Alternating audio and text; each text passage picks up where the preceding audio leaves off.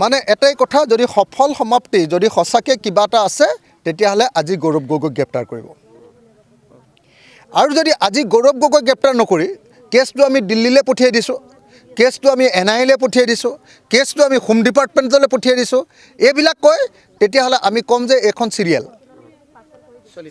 Serial মানে আমাৰ হেৰিখন যে আছে কি কয়, বেহাৰবাৰী আউটপোষ্ট। বেহাৰবাৰী আউটপোষ্ট শেষ হয় জানো? বেহাৰবাৰী আউটপোষ্টতো কোনো ৰিজাল্ট নাই, হয়নে নহয়? সদায় চলিয়ে থাকে। গতিকে মুখ্যমন্ত্ৰী হিমন্ত বিশ্ব শৰ্মাই আমাৰ প্ৰদেশ কংগ্ৰেছৰ সভাপতি গৌৰৱ গগৈ ডাঙৰীয়াৰ বিৰুদ্ধে যি অভিযোগ আনিছে সেইটো বেহাৰবাৰী আউটপোষ্ট নে বেহাৰবাৰী আউটপোষ্টৰ নিচিনা এখন চিৰিয়েল নে আচলতে এইটো এটা অপৰাধ? সঁচাকৈ এইটো গৌৰৱ গগৈ কিবা অপৰাধ কৰিছে, আজি আমি গম পাই যাম।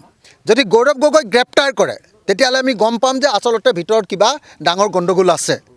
আৰু যদি গৌৰৱ গগৈক গ্ৰেপ্তাৰ নকৰি আমি দিল্লীক তদন্ত কৰিবলৈ দিছোঁ বুলি কয়, তেতিয়াহ'লে আমি গম পাম যে ভিতৰত একো নাই, এইটো খোলা টেকেলি এটা। গতিকে এই কথাটো গম পাম আজিয়ে, সেইকাৰণে আমি আজিলৈ ৰৈ আছোঁ। যদি গৌৰৱ গগৈ গ্ৰেপ্তাৰ কৰে তেতিয়াহ'লে আমাৰ ইকুৱেশ্যন বেলেগ হ'ব। আৰু যদি গৌৰৱ গগৈক গ্ৰেপ্তাৰ কৰিব নোৱাৰে, এনেই নাটক দেখুৱাই আছে হিমন্তই, এই কি কয় মায়েঙৰ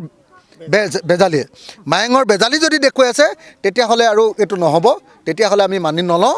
তেতিয়াহ'লে আমি কাইলৈৰ পৰা একদম জোৰদাৰকৈ আমাৰ বিৰোধী ঐক্য মঞ্চটো শক্তিশালী কৰিম। গতিকে আজি 8 ফেব্ৰুৱাৰীলৈকে ৰৈ আছিলোঁ। 8 ফেব্ৰুৱাৰী হিমন্ত বিশ্ব শৰ্মাৰ নাটকখনৰ পাছতে আমাৰ সকলো সিদ্ধান্ত গ্ৰহণ কৰা হ'ব। আমি নাওবৈচাটো হৰিকান্ত দাসক দিবৰ কাৰণে অনুৰোধেই জনোৱা নহয়, এইটো আমি নন কম্প্ৰমাইজিং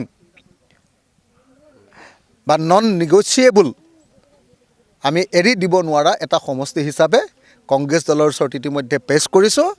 আৰু কংগ্ৰেছ দলেও এতিয়ালৈকে পজিটিভ জেচাৰ দেখুৱাই আছে। আৰু আশা কৰিছোঁ যে ডাক্তৰ হৰিকান্ত দাস এইবাৰ নাওবৈচা বিধানসভা সমষ্টিৰ পৰা বিৰোধী ঐক্য মঞ্চ, কংগ্ৰেছ, ৰাইজৰ দল আৰু সকলো দলৰ অমৈহতীয়া প্ৰাৰ্থীৰূপে এইবাৰ খাৰা হ'ব।